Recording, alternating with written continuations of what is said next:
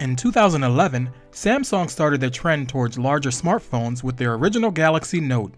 And in 2012, just when we thought things couldn't get any better, we got a larger display with the Galaxy Note 2. You catch the drift. In 2013 came one of the most powerful phones of them all, the Galaxy Note 3. Stick around and I'll show you why the Galaxy Note 4 has graduated to something that's even more outstanding.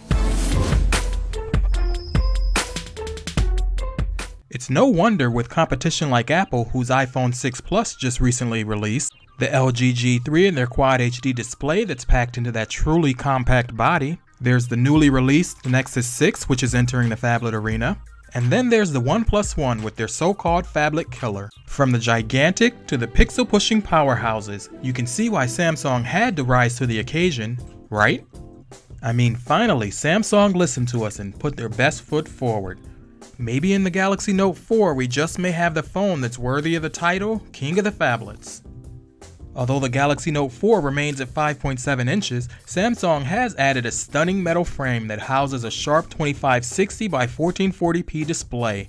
We also get a 16 megapixel camera this go round with optical image stabilization. And of course, there's the newly improved S Pen, which feels more like a ballpoint pen on paper than ever. While we're talking about design updates, let's take a look at the back of the phone for a minute, shall we?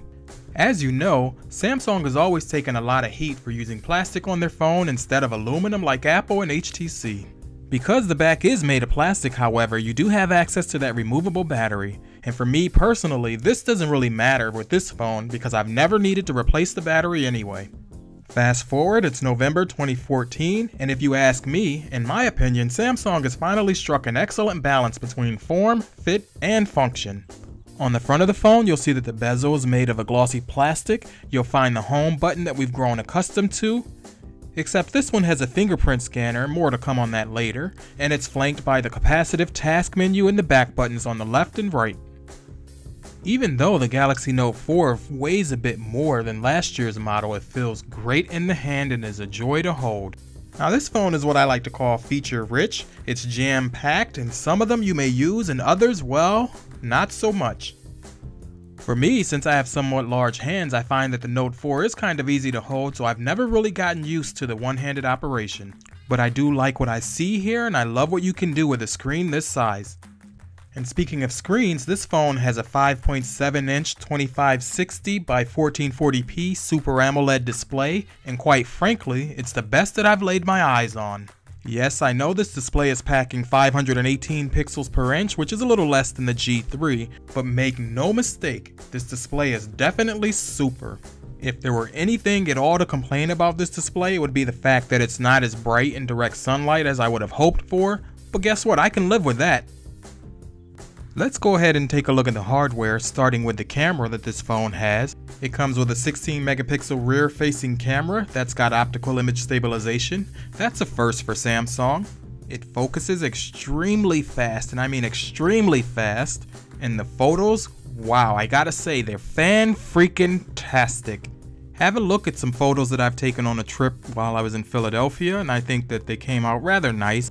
I wasn't really going for anything in particular, I just wanted to see what this camera could do, and I gotta say I'm pretty impressed with what I saw here. And moving on to the Galaxy Note 4's rear-facing speaker, it is loud enough to fill a medium-sized room. It's clear enough when watching videos, listening to music, or making calls. There is one thing that I did notice, which may not come across in this video however, is that if you are listening to music and you sit the phone with the speaker facing down, that the sound does get muffled a bit. Next up, let's talk about performance. Samsung has a new rapid charging power brick, so of course I gotta check that out. It says here that with their new power brick, the Note 4 can be charged up to 50% in 30 minutes. So let's go ahead and put that to the test. I didn't charge my battery last night, and this morning I watched Netflix until the phone completely died. I've already plugged in the adapter, so while the phone is charging, we can take a look at some benchmarks that I shot later in the day after the battery had fully charged. This phone is running Android 4.4.4 KitKat right out of the box. It's got the Qualcomm Snapdragon 805 chipset. It's a quad-core 2.7 GHz processor. It's got an Adreno 420 GPU and a Mali T760.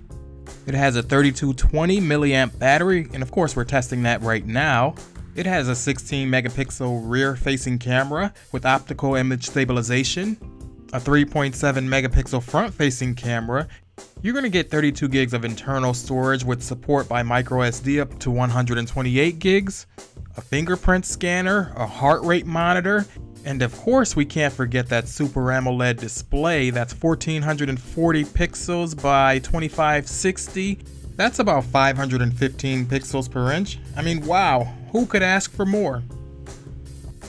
I guess that's enough spec talk for now, so let's get back to this battery test.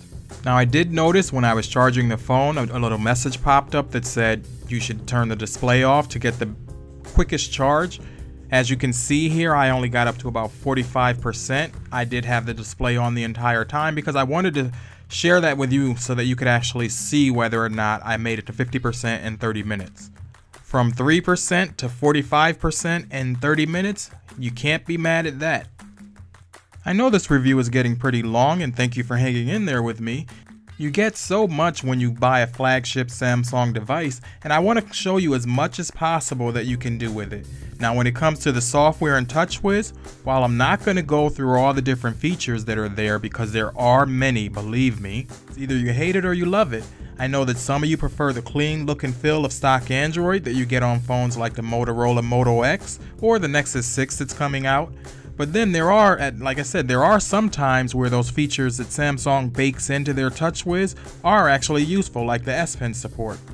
Even though I always get rid of the TouchWiz launcher myself and I go with Nova Launcher, there are things that I do appreciate with a Samsung phone. And if you're looking at my drawing, no, I'm not an artist. I'm just playing around here with the S Pen to see what I can do with it. I'm sure there's better pencils and brushes and things that I could have gotten to do this, but I just wanted to see how far I could actually push it. So what's my bottom line? It's not perfect, but the Samsung Galaxy Note 4 is the king of phablets. It offers an overall industry-leading experience. It's got helpful multitasking abilities and a powerful processor. I think that this phone is a great display. It's got great call quality and ample storage with great battery life, and it's a top performer when it comes to media consumption. For me, the Galaxy Note 4 is the one to beat. Okay, so there you have it. If you've enjoyed this video, then do leave me a thumbs up. Now would be the time to rate, comment, and subscribe. I want to thank you for watching, and I'll talk to you in the next one.